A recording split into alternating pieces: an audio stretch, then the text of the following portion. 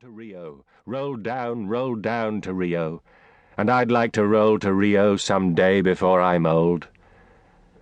Rudyard Kipling. Was that what travel meant?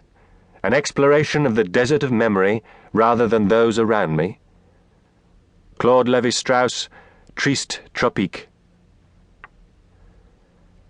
To Anthony Geoffrey Meegan, brother and friend, the late John Geoffrey Meegan, father, who once raced a little boy down our alley, and the late Mrs. Frida Meegan, mum, the greatest mum of all. Prologue. The afternoon of September the 18th, 1983, on the northern fringe of the Alaskan settlement of Prudhoe Bay, I took the final steps of a 7-year journey as I crossed a few yards of slimy tundra to the edge of the Arctic Ocean and dipped my hand into the cold, silvery waters. It was done. Exhausted, physically and emotionally, I fell to my knees and wept. This day was both the most longed for and the saddest of my life. Finished was a walk of over 19,000 miles that had started in Tierra del Fuego at the southernmost tip of South America and ended here on the shore of the Beaufort Sea at the top of North America. Now, at the very end, surrounded by family and the few reporters and oilmen who had gathered to witness the event, as the assembled flags of the 14 nations I had traversed cracked desolately in the wind behind me, and I continued to stare numbly at the seashells and slush at my feet, in my mind's eye I travelled the thread of my journey back to its beginning, down through the frozen Yukon and the southern tier of Canadian provinces with their endless prairies and golden wheat fields, back to New England and New York and the United States eastern seaboard, down through the states of the Deep South, where I had had the privilege to shake a president's hand, back through Mexico's torrid coastal plain, through Central America ripe with revolution and bursting with life, through the treacherous rainforest of the Darien Gap that links Panama and Colombia, through Ecuador and its soaring volcanoes, Peru's desert and steep mountain passes, Bolivia's Altiplano, the great Andean Plateau, and down through Chile and the Argentine Pampas, and so back to Tierra del Fuego, half a planet away. So long ago, 7 long years, most of my adult life.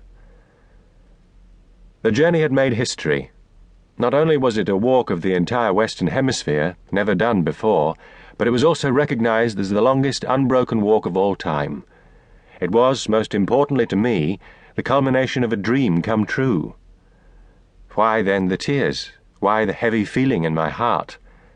Because now I was forced to bid farewell to my good friend and harsh taskmaster, the constant and closest companion of 90-odd months of walking, the road beneath my feet. I was born in Hillingdon, Middlesex, and raised not far away in Rainham in Kent, barely a mile down the hill from where the great explorer Sir Francis Drake himself grew up. When I was less than a year old, my mother died, and not long after that my father ran off, abandoning me to the care of relatives who proceeded to adopt me. All this was longer ago than I can remember, however. The clearest and most enduring memories of my boyhood are of carefree days as the son of the best mum and dad anyone could want. Like many an English lad from earliest childhood, I cultivated a passionate admiration for the great travellers of history, whose accounts of journey and adventure never failed to enchant me. The idea for my own journey came to me when I was a raw merchant seaman, although at first it was little more than an idle fantasy. But once the idea seemed to be a real possibility, once I thought I could do it, I had to do it, for I knew that if I didn't, I would be haunted by the omission forever. The hardest thing to bear in life, I am sure, is never to have lived your dream.